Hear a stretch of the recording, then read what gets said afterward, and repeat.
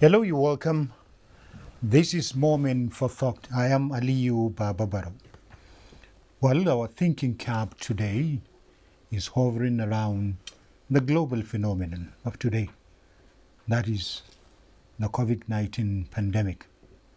Yes, of course, a global phenomenon, but we are taking a look at Nigeria in the global system, in the fight against this dreaded disease, especially with a focus too on the search for cure. I have with me experts in the field. All of these particular area, that is the health sector. They say health is wealth, so we have wealthy people in the studio. I have with me Dr. Obiadigwe, Director General, Chief Executive Officer, National Institute for Pharmaceutical Research and Development, NIPRID, former Executive Secretary of the Pharmaceutical Manufacturers Group.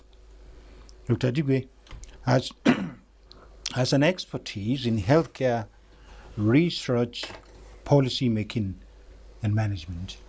You're welcome to our program.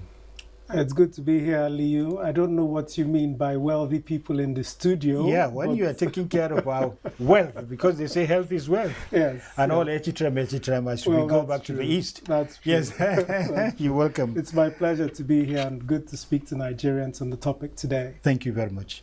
And I, Professor Abdul Salami Nasidi, Provost, West African College of Medicine, former DG Nigeria Center for Disease Control, NCDC. In fact, he was the founding DG of the center. Professor Nasidi was the Executive Director, ECOWAS Regional Surveillance Center. He was he was the lead coordinator of the anti-Ebola campaign. And of course, Professor Nasidi had played a leading role too in the campaign against HIV/AIDS. A virologist, Professor Abdul Salami Nasidi, in this campaign against the corona pandemic, is serving as the Deputy Chairman, FCT Ministerial Experts Committee, and all other assignments by both the federal government. I remember the federal government and the Kano state government. Yes. You are part of the team that went there. How was it? You're welcome to the program. Thank you very much, and I'm happy to be here again. I hope there are a great deal of prospects in our fight against the pandemic, the COVID-19 pandemic, I suppose. Inshallah. You're welcome. We shall do our best. Thank you very much. Thank you. Well, I will still start with you before I come to the DG. Mm-hmm. You were on the field, both of you. You went round and we always have the briefing by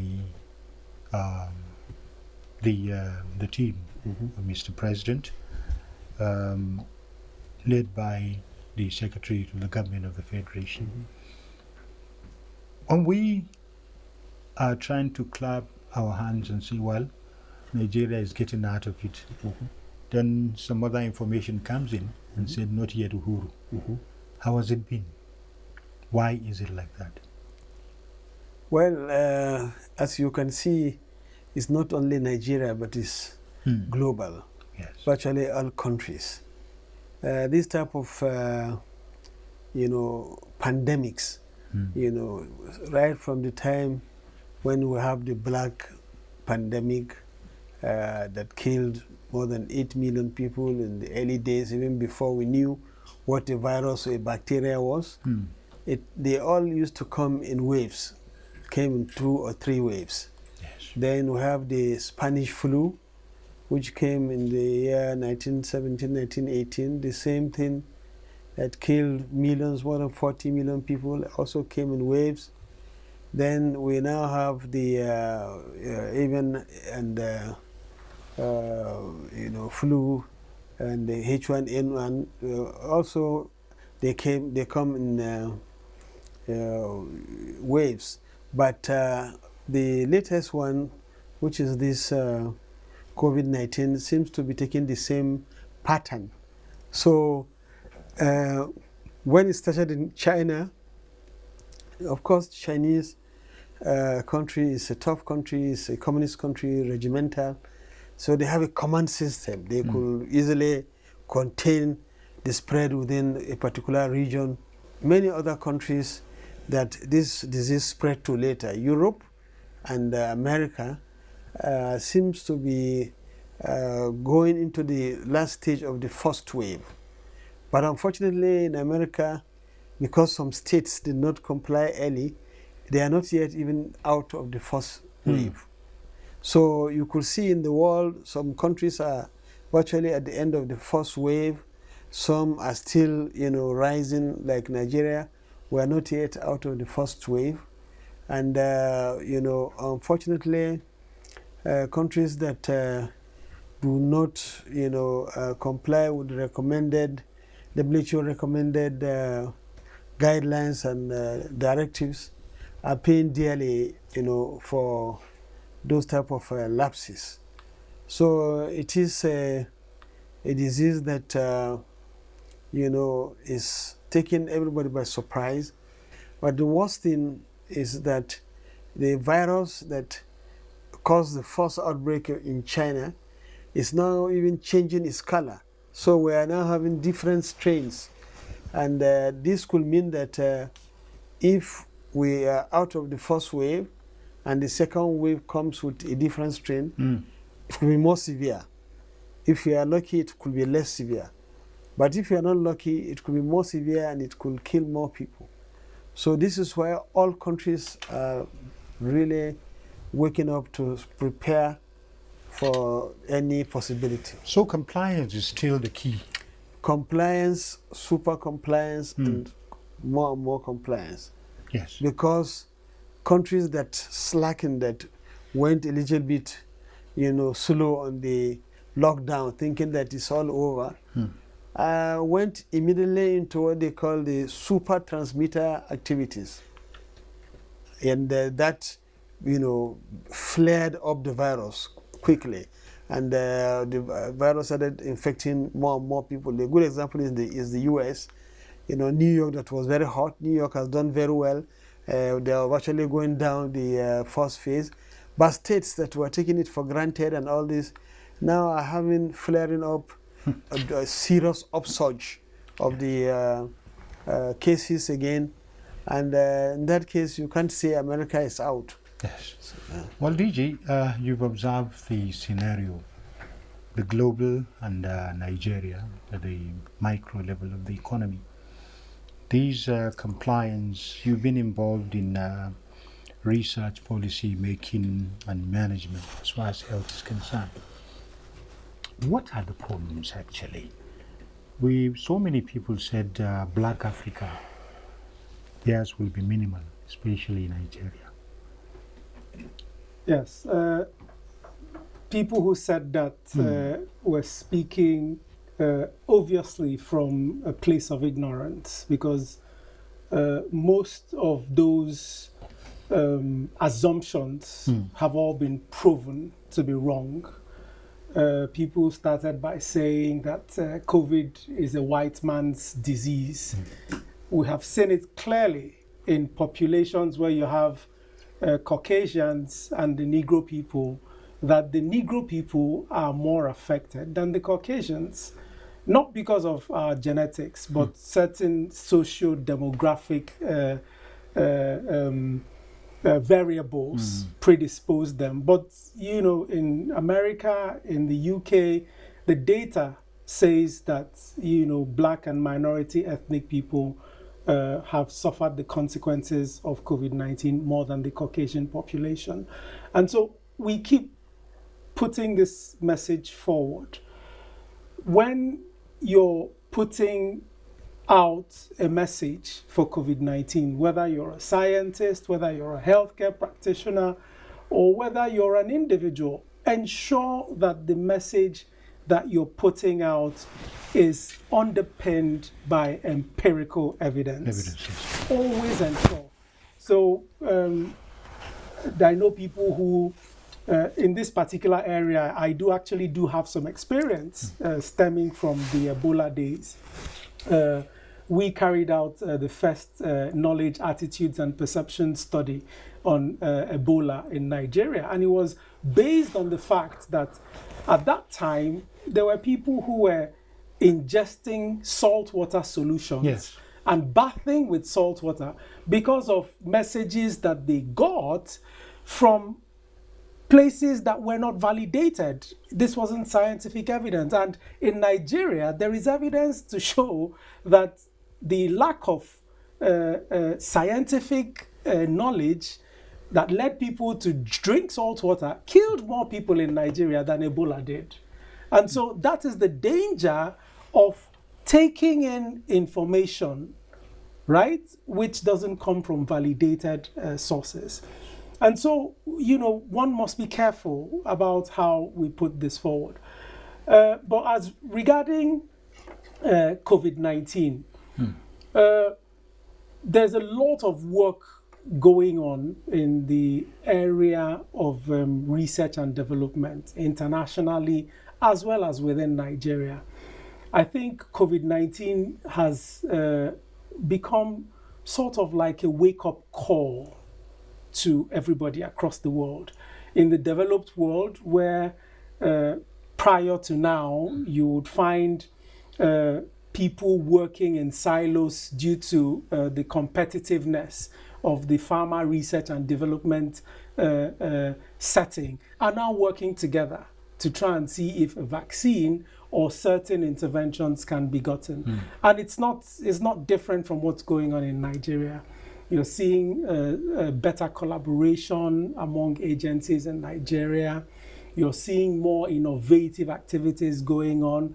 Our RCT, our randomized control trial protocol, which we developed within the institute, the NIPRID, National Institute for Pharmaceutical Research and Development. We're partnering with the teaching hospital in Abuja for that particular project. Our NIPRIMUNE, that's the agent, the intervention agent that we identified that has strong immunomodulatory activity. We're also partnering with other like-minded organizations in ensuring that we can undertake an empirical scientific study, clinical study to validate that particular product for COVID-19. So all that is going on, but we're still not out of the woods yet. Yes. And I think more effort needs to be put in R&D, funding, especially. Funding is an area where there's still significant gaps in what we're doing. But policy-wise and awareness-wise, people are getting to understand that R&D is critical in addressing this particular issue. Yes, Prof, the Ebola experience, I remember this, the surveillance center that, was it the one that started in Nigeria, adopted by the ECOWAS, certain development kind of that. What was the story actually? How can't we really, do I say reincarnate such efforts towards this COVID-19? We'll come to development of vaccines, which we'll talk with the DJs. Yeah. Actually, you are absolutely right. Yeah, the history behind establishment of the Nigerian Center for Disease Control was to provide Nigeria with a national public health institute that will give it freedom, yes, that liberated from the bureaucracies. That if you have a health emergency, you'll have an organization that can quickly react and go start providing solution to those health emergencies. So in health emergency, what is very important is the response time. Take for instance, somebody is having heart attack now, God forbid, bad thing, and you call ambulance. Ambulance doesn't come until after 14 hours. At that time, maybe the patient is gone. But if you can have a system where, like in the West developed world now, you call ambulance in 3-5 minutes, they are here. So you have reduced the response time, and you will increase the efficiency of your service, public service. Yes. So this is why we thought we should create such a national public health institute out of the ministry to take it away from the bureaucracies and as it were, as soon as we established the NCDC, the Ebola outbreak came. So the NCDC now keyed in and played the role it should play, and it did it very well. We reduced our response times to such a small period. Within 48 hours of the entrance of this virus into Nigeria, we had identified evidence that it was Ebola virus. Within 72 hours, we have already gotten more information about the virus. And within 4 or 5 days, we characterized the virus, which is very unheard of in any of the African countries before.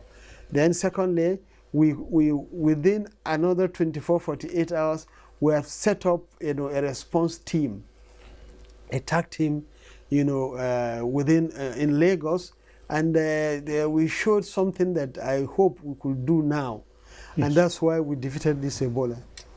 We worked very, very, very effectively with the Lagos State Ministry of Health. Then the then governor of Lagos State empowered us, Fashola, and said anything that is needed from Lagos should be given, and the Lagos team should work with us, as a team. So we had a national front. So we fought Ebola with a national front.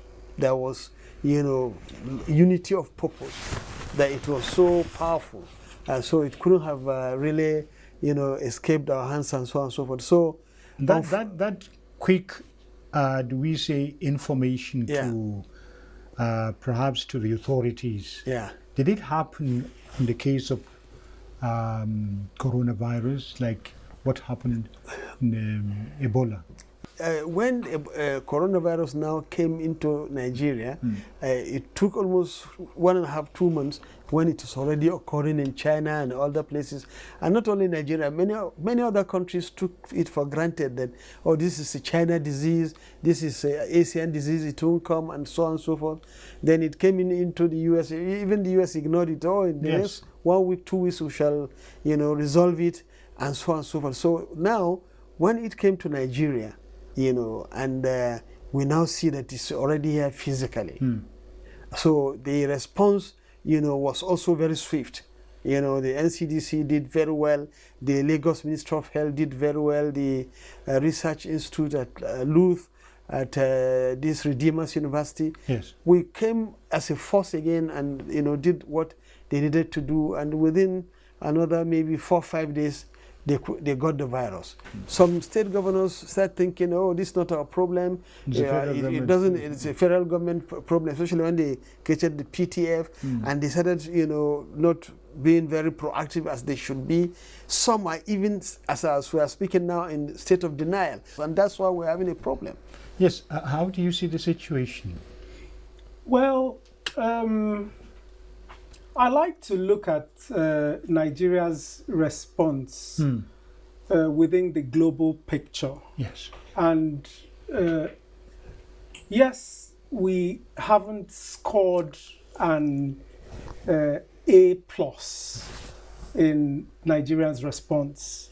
However, I think as a country we've done quite well. In places like, and I think whilst we're in a democracy, sometimes the political leadership is critical in how a country coordinates its response. So 2 or 3 state governors out of 36 are the dissenters, using Professor Nasidi's analogy. The big countries and big states where over half of their political leadership either don't believe in coronavirus or won't even come out and speak against coronavirus. You have Brazil, where, the president and some of the political leadership have frankly given very poor leadership to the COVID-19 fight. In fact, when COVID-19 started moving from China to Europe, I had predicted to colleagues that the next center would either be South America or Africa. And, depending on your response, depending on the political leadership in either of these continents, is what will determine where that particular center of focus of the pandemic will shift. Yes. It has now shifted. It is clear to everyone that it has now shifted from Europe to South America. South America is the home of COVID-19 pandemic now.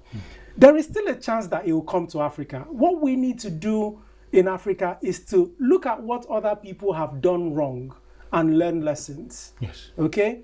So a place where you have our leaders consistently talking, giving out the same messages, getting guidelines from WHO on ensuring that all the information they're putting out is evidence-based, is a step in the right direction.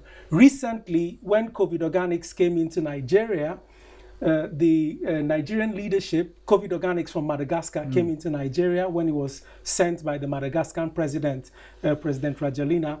The Nigerian government could have very well put that product in people's hands and say, take it. But what did they do? They sent it to agencies like NIPRID to say, Yes. subject this to the relevant empirical research that it needs to go through. Yes. And I'm sure you just heard a little while ago, the minister saying on the telly during the briefing, some of the preliminary results that we have given him as regards Artemisia annua's potential to address COVID-19 within that COVID Organics situation. I think our time is up, but we'll continue with the discussion. I want us to take a look at this searching for care and the Nigeria's perspective on what learning from the experience of the past, and just as you said, from the experience of the global phenomenon that happened in various regions of the globe. Thank you very much, DG, for honoring our invitation. And Professor Nasiji, thank you very much. It's my pleasure. Yes. Thank you. Yes. We'll continue with this discussion, perhaps in the second part of it, talking about the coronavirus, the COVID-19, and perhaps towards finding lasting solution to that, so that we learn from the past, understand the present, and the projection of the future. Thank you for watching. I am Aliyu Bababaro. Thank you. Goodbye.